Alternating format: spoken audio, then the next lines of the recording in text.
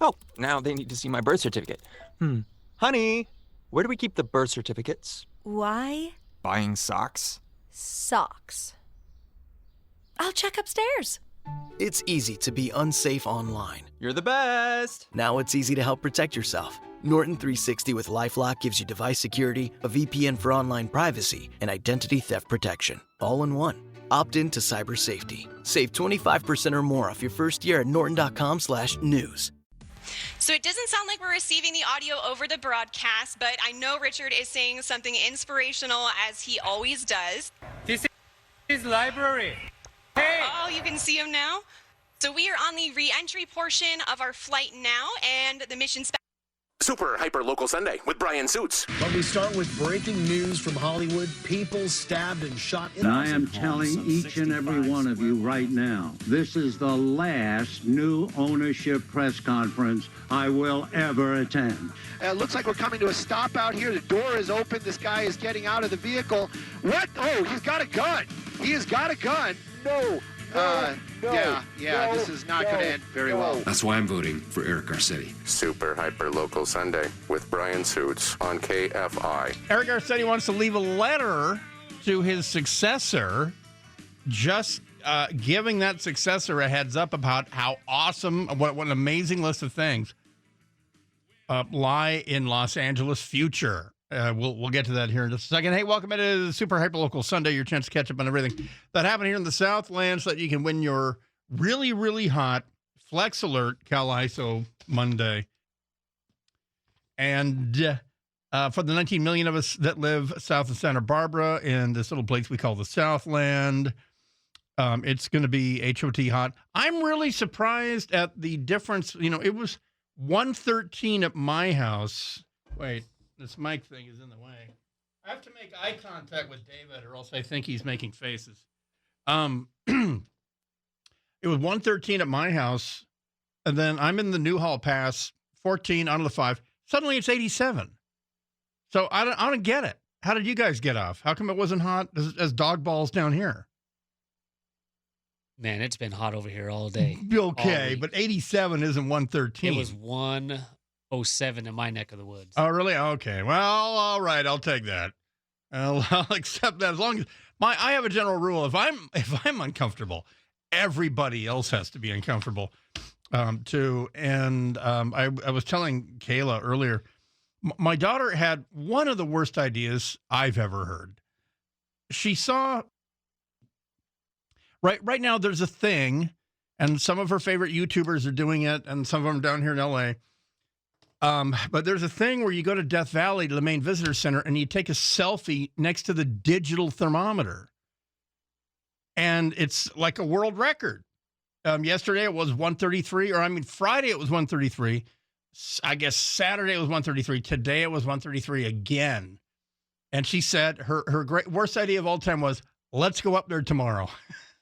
The one in Baker, the world's largest thermometer? Not at State Line. No, in Death Valley. Not the Death Valley National Park or whatever it is, visitor center. There's a big, huge. I think I know what you're. Yeah, I was mistaking the one that was in the old Bun Boy parking lot. No. This is the other way. This is north. This is in Death Valley. And I've never been there for one great big reason. I have no desire. Yeah! Especially not in mid-July. You know, it's not Inconvenience Valley. It's not Mildly Amused Valley. It's freaking Death Valley. And this is why. Because it's 133. But she wanted to do it just because, you know, you can say for the rest of your life, well, you know, I was down there when that world record, you know, and meteorologists are saying that there was some record in Tunisia, like in 1926, it was 134, but they don't think that that's reliable. That they think that the Death Valley temperatures are reliably the hottest ever recorded on Earth. And you know what I do? You know what I've learned in 2020 is to trust science. I'm not going to go there and chase down I don't have a conspiracy theory that they're lying about that. I'm going to take their word for it. There was a BBC dude who did a report there. He brought a skillet and an egg, and he was going to try to prove or disprove the hot enough to fry an egg thing, and the pan never exceeded 150 degrees. So he couldn't fry the egg because protein needs to be like 170 or something like that. So anyway, I talked her out of it. I said, listen, this one time I was in this one country one day at noon and it was 125 and I was wearing 80 pounds of crap. And I resolved to myself on that day that I would never, ever be wearing 80 pounds of crap on a super hot, crappy day. One day when you're 16, I'm sure when you have a driver's license, it will be equally hot in that July, and you can go ahead and call me from there. But no. And then it's funny because when you're in that kind of heat, and anyone who's gone to Vegas in July or August, if you're smart, you stay in the casino. Maybe you have a cabana out by the Hard Rock pool with those constant misters, but it's still, if the mist doesn't even make it down to you, it is that hot. And when it's so hot in Vegas that it's like 1 p.m., you're like, oh, let's go check out the Mirage. You walk out that door, just no. It's like, hey, let's go stoke up the boiler. let's go get some more shovel full of coal. It assaults you in the face. And there's nothing about it, not even a curiosity. But she was all about the selfie. And I said, look, let's do this. Let's go to Hobby Lobby, get some cheap outside thermometer, a visible one, physically sit it out in the sun, have it get direct sunlight. And when it gets to 133, we'll take a picture by that. Okay, let's do that. Speaking of science, breaking news, a leathery old man told us how fun it is to be wealthy today. So good for him. Sir Richard Branson going to space for, I don't know, I guess 2 minutes weightlessness or something like that. I don't know why I settled on CNN. I was looking around for someone to cover it live. The Virgin Galactic feed really didn't start. There was something wrong with it. And at that point, I'm like, well, you know, media is your brand, and you can't even live stream your own thing, but you're going to put yourself in that craft and trust that works. So I watched CNN, and to me, the simple curiosity, the simple story on this was, well, okay, a super rich guy has poured millions, if not billions, of his own personal funds into this thing to develop space tourism. Now he's going to take his own ride in his own plane. That's the story. But CNN, on the one hand, was doing this pure ball washing of Sir Richard Branson. But then they had the actual human potato, Brian Stelter, at 8 or 9. They had him come on for an hour, covering it and covering the flight. So he was alternately gushing about Sir Richard Branson and how amazing this is and the whole thing. CNN had 2 science reporters at the Mojave. No, it wasn't Mojave. It was at the America's Spaceport at Truth or Consequences, New Mexico. And so that it didn't look like they were just sitting there ball washing Richard Branson. They kept having these angst-ridden intellectuals, and they had a guy from New Yorker magazine who wrote a book about Virgin Galactic, and he was coming on talking about the contradiction in income around the world, and Branson spending money on this, and underneath them on the right side, there's a feed from the spacecraft as it's slung between the 2 fuselages of the Virgin Galactic launch craft. You know, it's up at 45,000 feet. It's 2 minutes away from dropping the spacecraft. Then there's the guy on the left. He's in London. He's a New Yorker writer, and he wrote some book about, as I said, about Virgin Galactic. And underneath him it says, "Billionaires blast off in an era of extreme inequality." I mean, somebody wrote that seriously, thinking that was a deep thought. And I mean, I immediately am thinking, breaking news from 1492, King Philip pays an Italian to go discover the new world. But yeah, they had communications difficulties, but they had this amazingly upbeat narration woman and Sir Richard was going to give the world a message of hope and love and how awesome it is to be a billionaire. But his comms went down. So it doesn't sound like we're receiving the audio over the broadcast, but I know Richard is saying something inspirational, as he always does. You already got the job. Okay. He's not listening. You already got the job. But then she vamped a little bit more. Oh, you can see him now? So we are on the re-entry portion of our flight now, and the mission specialists are heading back to their seats. So that I'll play you what Branson said when he was up there. But the funniest thing he said was at the press conference. So it was actually a press conference. CNN covered it, and he was, not that he has to defend why he went up, but he had to defend that, hey, I was a mission specialist. I had a job. I had a gig up there, man. I'm not just some camera-waving media maggot. I was a mission specialist, and what he said when we come back. It is Super Hyper Local Sunday. This is Super Hyper Local. Why? Because Virgin Galactic is in Mojave, man, and they fly that 6-engine, that Pig, the world's biggest plane.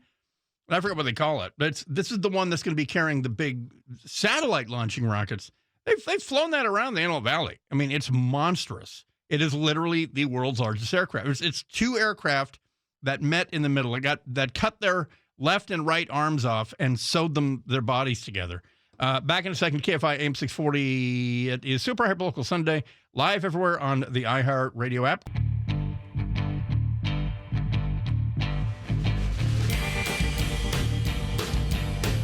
KFI AM 640. It is Super Hyper Local Sunday. Brian Suitson here till 10. Of course, we're doing hashtag have you seen a free couch? And there's already someone who threw in a free Home Depot cart, too. So that's tough to beat.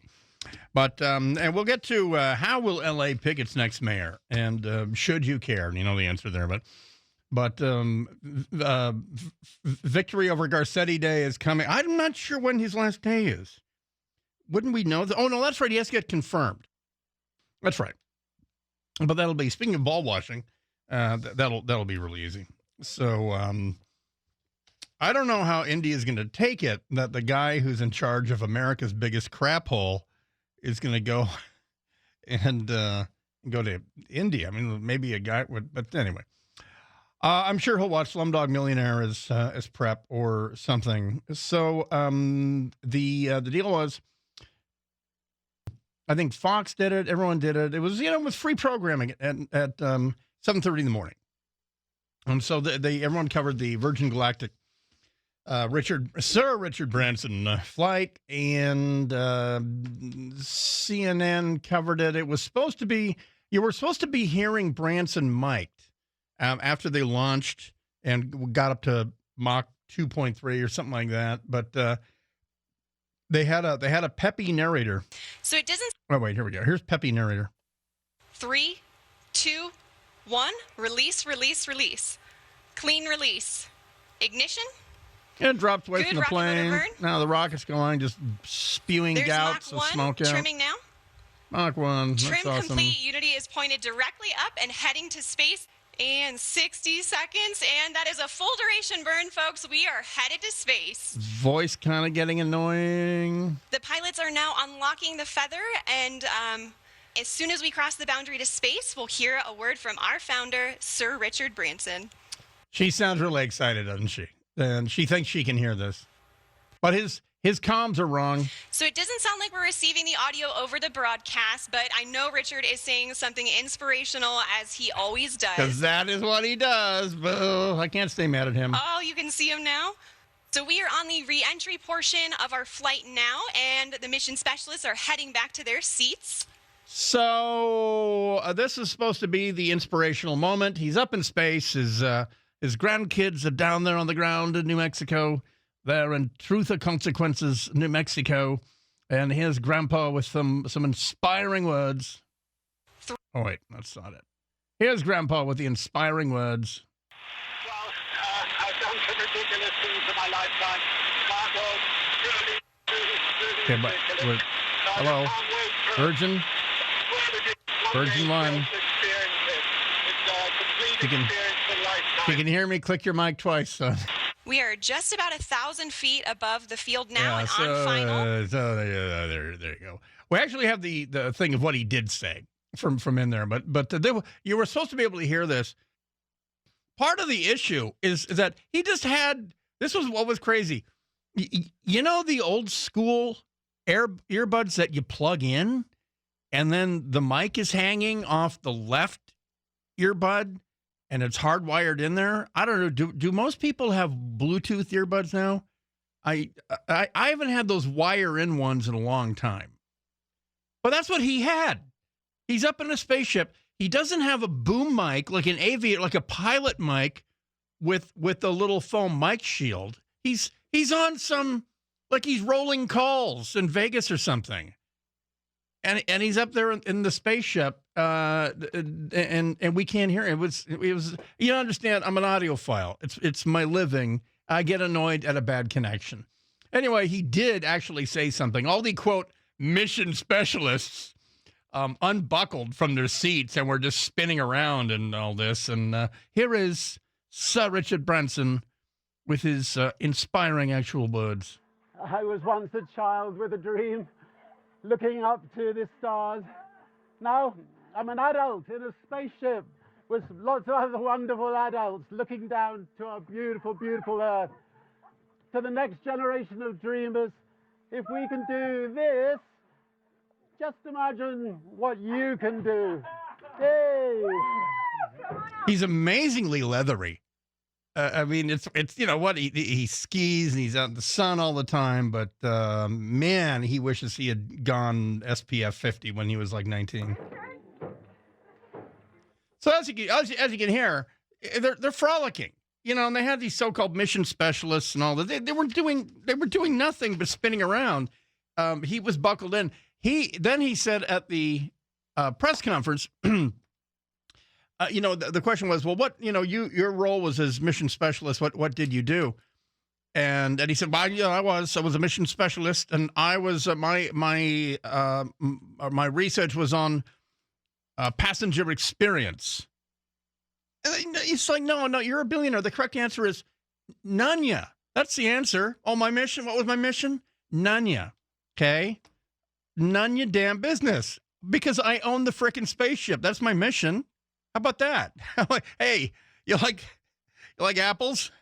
How about if I shove my thumbs through some of them apples? Okay, it's my spaceship. But he felt the need to justify why he went up there at 71, you know, and the whole thing. But he said, yes, it was passenger experience, right, from beginning to end, passenger experience. And, you know, after all, this is a space tourism venture, you know, plain and simple. And he's come up with a model where you fly into New Mexico, and then they're saying at the peak of this, they could possibly do one of these flights per day, maybe even two. So, I mean, they will separate a lot of wealthy board people from apparently like $250,000 or something.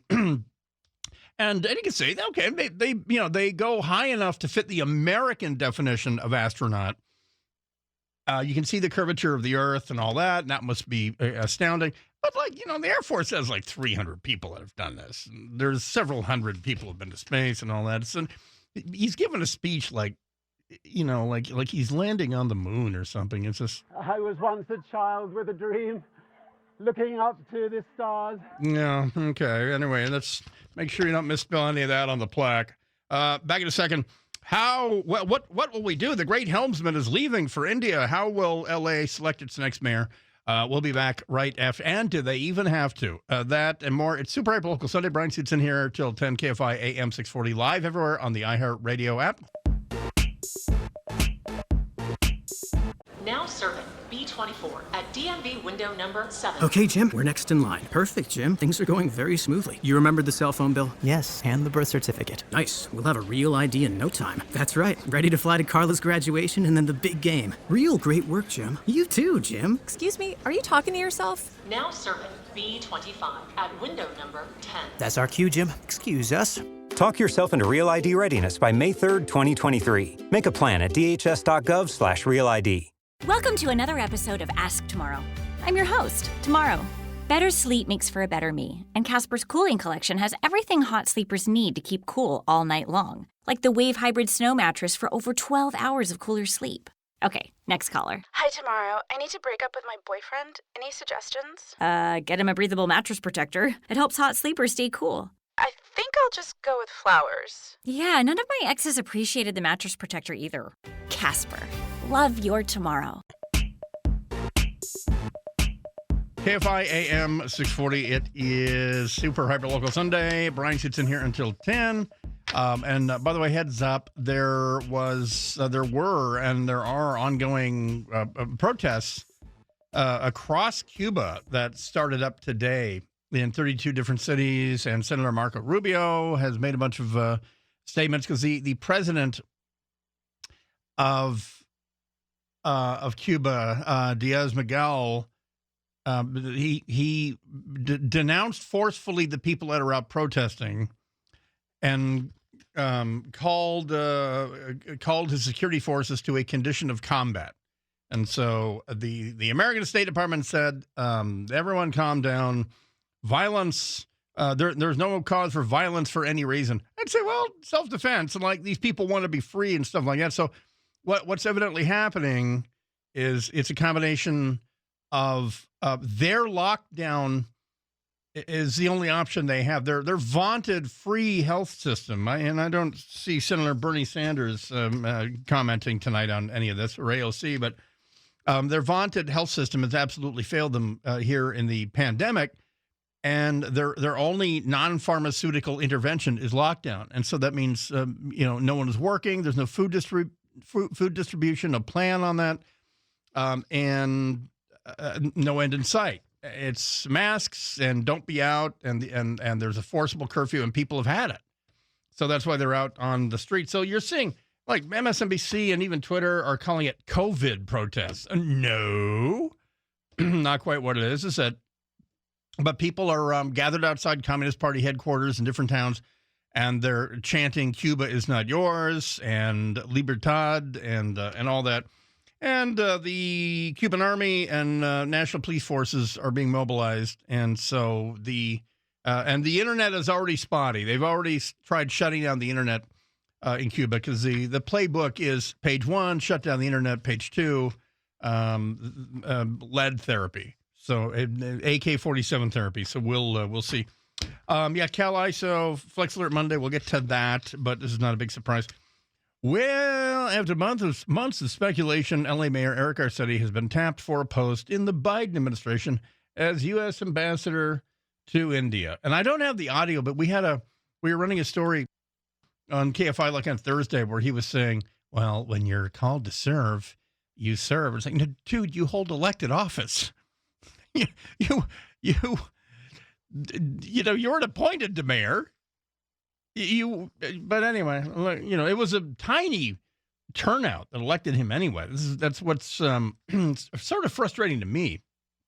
I mean, I don't know anyone that defends the guy, but regardless, we'll be rid of him soon. And probably, I guess the way I understand it, Nuri Martinez, president of the city council, if they do a caretaker mayor, that's the way it'll work.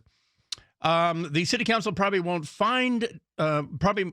need to find a replacement for the mayor immediately. It could be weeks or months before the Senate takes up Garcetti's appointment. Womp, womp, womp.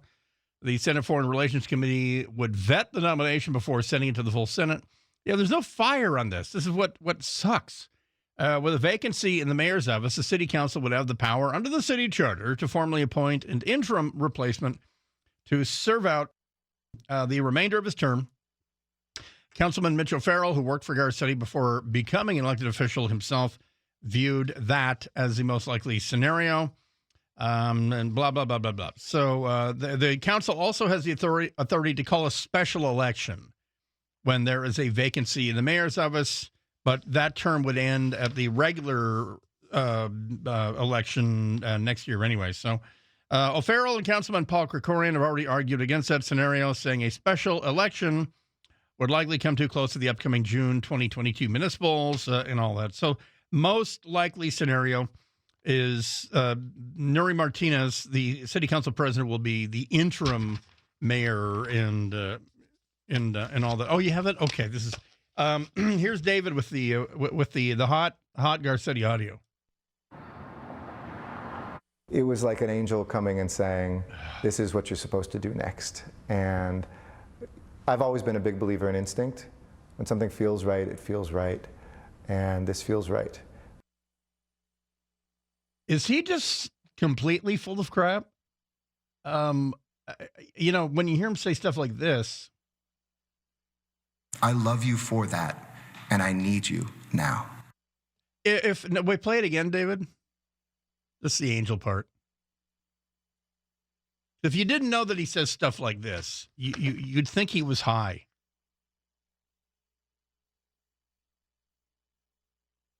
This feels like the right moment for LA to start its next chapter, and also the right moment for us to make sure America can stand up strong everywhere in the world, and in doing so, make LA stronger too. I can't.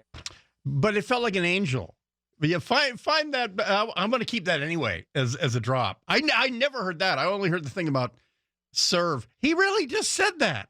It felt like an angel came down and said, "You will be ambassador to India." And they're playing Lady Antebellum. There he is. Love, love, love, love, LA, love. That's what the angel came down and said. So there you go. Well, so he sat down with NBC, with NBC4, talking about this. He's already doing a victory lap on how awesome a mayor he was in this. And so if you haven't eaten yet, you might want to turn the radio down. But here it is. In nominating me. Mayor Eric Garcetti excited about being tapped by President Joe Biden to become the ambassador to India. Well, if confirmed, you become the nation's representative. Everything from trade policy and companies here in Los Angeles that do business in LA. He always explains stuff like that, like we don't know that. You know, he puts the ass in ambassador, doesn't he, already? Exchanges, think Hollywood and Bollywood. Political analyst Matt Klink sees this nomination as a win-win for Garcetti and the president. Well, this is a ball washing. Joe Biden tapping Eric Garcetti highlights the fact that he needs a young, dynamic leader to represent the United States. And until that guy comes along, Eric Garcetti will do. Claims that Garcetti protected an aide accused of sexual assault impact his Senate confirmation. I'm very confident. You know, I'm a strong leader. I have high standards for people who. Yes, he said that. Confirmation. I'm very confident. You know, I'm a strong leader. I have high standards for people who work with me. Zero tolerance for things like a hostile work environment or sexual harassment. Unless it's one of your top aides doing sexual harassment of your security detail. So there's that. Let me fast forward to his self ball washing. Office before the end of his term. He has another year and a half left. City Council President Nuri Martinez would take over as the interim mayor. Blah, blah, blah. And then it's up to the 8 votes in the City Council to decide. Leaving the city in disarray as it battles back from the pandemic, he thinks the city is on a good course with a new airport, rail system, and homeless housing being built, and the Olympics coming to L.A. I was joking, I'm going to write on a letter to my successor. This is what's coming. Just don't screw it up. Have fun. Love, Eric. Mary. How unself-aware is this guy? He's a really strong leader, and all this great stuff is right around the bend. Love, Eric. All right, we'll take a break, and you can maybe go get a wet wipe or something and clean up around the mouth. If you have facial hair, you want to get rid of that. Clean that up too, because that'll just cake. Back right after this. It is Super Hyperlocal Sunday. Brian Suits in here until 10. Hashtag have you seen a free catch? KFI AM 640 live everywhere on the iHeart Radio app. KFI AM 640. It is Super Hyperlocal Sunday. Brian Suits in here until 10. And where'd it go? Oh, there it is. There she goes. And there was a strange chase in Orange County yesterday. Incorrectly called a tractor chase. But cracking nearly 20 miles per hour. We will get to that. Also, one of your more bizarre kidnapping attempts. We've seen some bizarre ones as of late, but this one should piss you off and not amuse you in any way. Failed, I should say. Failed kidnapping attempt. All right. Well, hey, great news. The kids are going back to school probably here in August. If you're still in the state of California, that's where this happens. And I've never understood that exactly, why in the hottest part of the year we send kids back to school, but we're gonna. And the great bit is they're going to be masked, and it doesn't matter whether the kids have been vaccinated or not. So, again, your kids do have to show proof of vaccination for MMR and smallpox and all that, but we're not requiring it for COVID. I'm frankly a little confused by that. But all I care about is that they're going to be in class, and there's not going to be 8 feet between them, and none of that. But this morning, Dr. Mark Ghaly was on Channel 7 in the Bay Area and saying, even though, by the way, CDC says this is not required, but the teachers' unions have this guy by the balls, have Newsom by the balls. And I don't know what their game is on this. I don't see the point, but I guess it's just lucky that the kids are going back in the classroom. This is one of the strongest prevention strategies that we've seen, with so many California students not yet vaccinated having all wear masks to start the year. We believe... And again, children under 18 are statistically immune. They're not catching it. If they do, they're not dying. They're also not asymptomatic spreaders. All those myths from last year, now the CDC have debunked. Remember this time last year, people were beating each other with the science and data cudgel. Well, now your great oracle, the CDC, for all you Faucists who are pushing Faucism, he's saying that this is not a CDC recommendation. He's not the head of the CDC anyway, but the CDC is not saying that kids have to wear masks. Gives us the best chance of Because getting California all back to school. And so that is why California has chosen go with masks. They're a strong, very scientifically driven, proven prevention strategy, but do not have a requirement for physical distancing in our schools. And that's going to help us get all kids across the state back in just 4 or 5 weeks. Some are starting. So is this a health strategy, or is this also a way to make sure that unvaccinated folks are not treated unfairly? Because some people might argue that there should be some pressure put on unvaccinated people. Well, certainly. Who's saying that? Anchor? I mean, one of the benefits, and look, this pandemic has taken a toll on all of us differently.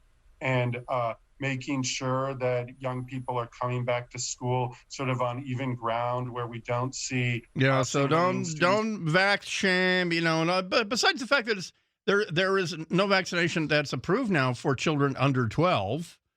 But, again, the CDC, the vaunted CDC is not making this a recommendation. Only California is. And what I don't get is you could make it a condition of employment for teachers, or you could early retire ones that don't feel like coming back, or whatever. But I would rather take my daughter to school with a mask on than not. There we go. Well, so yeah, tomorrow is going to be kind of like today in that. The Cal ISO, the independent system operator, which manages the state's power grid, issued a statewide grid alert Friday. This goes for Monday from 4 p.m. to 9 p.m. to avoid a possible shortage of energy as extreme heat in California and a growing wildfire in southern Oregon threatens transmission lines.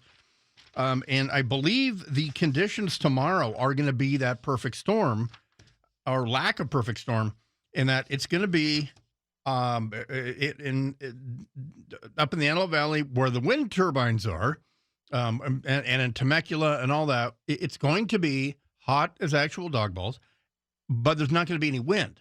So it's going to be that thing where we're going to have the heat, which is great while the sun is up. The sun's going to start going down around 5:30 or 6, and it's going to stop effectively volting the solar panels, the state, contractor solar panels, and there's not going to be any wind.